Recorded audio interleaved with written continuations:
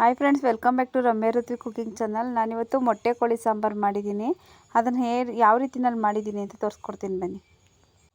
ಈಗ ನೋಡಿ, ಇದನ್ನೆಲ್ಲ ನಾನು ನೀಟಾಗಿ ವಾಶ್ ಮಾಡಿ ತೊಳೆದು ಇಟ್ಕೊಂಡಿದ್ದೀನಿ ಚಿಕನನ್ನು. ಈಗ ನೋಡಿ, ಚಿಕನನ್ನೆಲ್ಲ ವಾಶ್ ಮಾಡಿ ಇಟ್ಕೊಂಡಿದ್ದೀನಿ ನೀಟಾಗಿ. ಹಾಗೆ ಈಗ ನಾನು ಗ್ಯಾಸ್ ಸ್ಟವ್ನ ಹಚ್ಚಿ ಇವಾಗ ಕುಕ್ಕರ್ನ ಬಿಸಿಯಾಗೋದಕ್ಕೆ ಇಡ್ತಾಯಿದ್ದೀನಿ.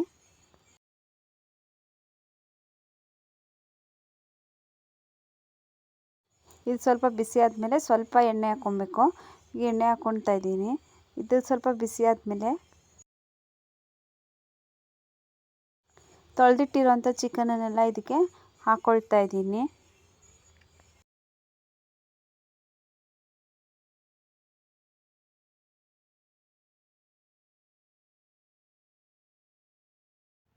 ನೋಡಿ, ನಾನು ಇಷ್ಟು ಚಿಕನನ್ನು ಹಾಕ್ಕೊಂಡು ಇವಾಗ ಅದಕ್ಕೆ ಸ್ವಲ್ಪ ಕಲ್ಲುಪ್ಪನ್ನ ಸೇರಿಸಿ ಇವಾಗ ಒಂದು ಮಿಕ್ಸ್ ಮಾಡ್ತೀನಿ.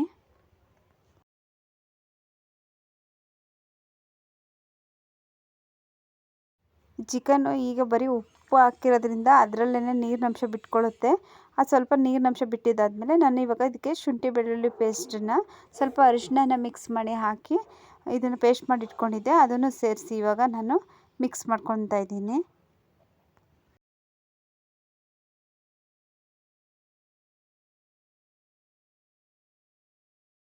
ಇದೆಲ್ಲ ಚಿಕನಿಗೆ ಚೆನ್ನಾಗಿ ಮಿಕ್ಸ್ ಆಗಬೇಕು. ಆ ರೀತಿಯಲ್ಲಿ ಮಿಕ್ಸ್ ಮಾಡಿ ಇದನ್ನು ಹಾಗೆ ಬೇಯೋದಕ್ಕೆ ಬಿಡಬೇಕು. ಈಗ ಅದು ನೀರಿನ ಅಂಶ ಎಲ್ಲ ಬಿಟ್ಕೊಳ್ಳುತ್ತೆ. ಶುಂಠಿ ಬೆಳ್ಳುಳ್ಳಿ ಪೇಸ್ಟಲ್ಲೇ ಅದು ಚಿಕನ್ನು ಬೇಯಬೇಕು. ಇವಾಗ ನಾನು ಅದನ್ನು ಹಾಗೇ ಮುಚ್ಚಿ ಬೇಯೋದಕ್ಕೆ ಇಡ್ತಾಯಿದ್ದೀನಿ. ಅಷ್ಟರಲ್ಲಿ ನಾವು ಮಸಾಲೆ ರೆಡಿ ಮಾಡ್ಕೊಂಡಿದ್ದೀನಿ. ಈಗ ಒಂದು ಭಾಗ ತೆಂಗಿನಕಾಯಿ ಹಾಕ್ಕೊಂಡಿದ್ದೀನಿ. ಅದಕ್ಕೆ ಸ್ವಲ್ಪ ಹುರ್ಗಡ್ಲೆ, ಸ್ವಲ್ಪ ಕೊತ್ತಂಬರಿ ಸೊಪ್ಪು, ಚಕ್ಕೆ, ಲವಂಗ, ಹಾಗೆ ಒಂದು ಟೊಮೆಟೊ, ಒಂದು ಈರುಳ್ಳಿ ಕಟ್ ಮಾಡಿ ಇಟ್ಕೊಂಡಿದ್ದೆ, ಅದನ್ನು ಹಾಕ್ಕೊಂಡಿದ್ದೀನಿ. ಈಗ 2 ಸ್ಪೂನ್ ಖಾರದ ಪುಡಿ, ಮನೇಲಿ ಮಾಡಿಟ್ಟಿರೋಂಥ ಖಾರದ ಪುಡಿನ ಹಾಕ್ಕೊಳ್ತಾ ಇದ್ದೀನಿ.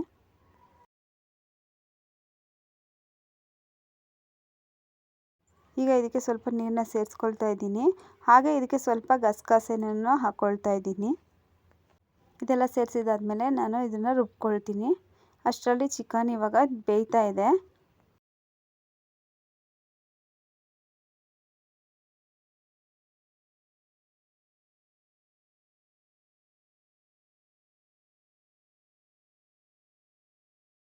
ಮೊಟ್ಟೆ ಕೋಳಿ ಆಗಿರೋದ್ರಿಂದ ತುಂಬ ಹೊತ್ತು ಬೇಯಿಸಬೇಕಾಗುತ್ತೆ.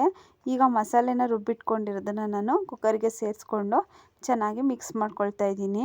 ಇದಕ್ಕೆ ಫಸ್ಟ್ ನಾನೇನು ನೀರು ಸೇರಿಸ್ಕೊಳ್ತಾ ಇಲ್ಲ, ಹಾಗೇ ಅದು ನೀರಿನಂಶ ಬಿಟ್ಕೊಂಡಿತ್ತಲ್ಲ ಅದ್ರ ಜೊತೆ ಮಸಾಲೆನ ಹಾಕಿ ಇವಾಗ ಅದನ್ನೇ ಮಿಕ್ಸ್ ಮಾಡ್ಕೊಳ್ತಾ ಇದ್ದೀನಿ. ಸ್ವಲ್ಪ ಅದು ಕುದಿ ಬರ್ತಾ ಇರುವಾಗ ನಾನು ಮಿಕ್ಸಿ ಜಾರನ್ನ ತೊಳೆದು ಆ ನೀರನ್ನು ಕೂಡ ಇದಕ್ಕೆ ಸೇರಿಸ್ಕೊಳ್ತಾ ಇದ್ದೀನಿ.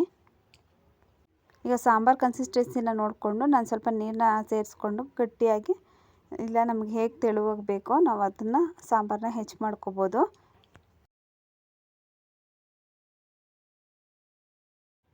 ಈಗ ನೋಡಿ, ನನಗೆ ಇಷ್ಟು ಗಟ್ಟಿ ಸಾಕಾಗುತ್ತೆ.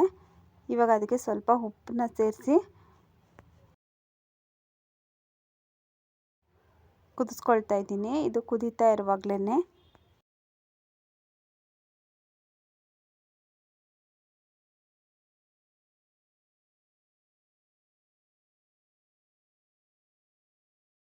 ಈಗ ಮೊಟ್ಟೆ ಗೊಂಚಲನ್ನ ನಿಧಾನವಾಗಿ ಅದಕ್ಕೆ ಹಾಕ್ಕೊಳ್ಬೇಕು. ನಿಧಾನಕ್ಕೆ ಹಾಕ್ಕೊಂಡು ಅದನ್ನು ತಿರುಗಬಾರ್ದು. ತಿರುಗಿದ ತಕ್ಷಣ ಇಲ್ಲ ಮೊಟ್ಟೆ ಒಡೆದೋಗ್ಬಿಡುತ್ತೆ. ನಿಧಾನವಾಗಿ ಹಾಕ್ಕೊಂಡು ಅದನ್ನು ನಿಧಾನವಾಗಿ ಒಂದು ಮಿಕ್ಸ್ ಕೊಟ್ಟು ಅದನ್ನು ಬೇಯೋದಕ್ಕೆ ಬಿಡಬೇಕು.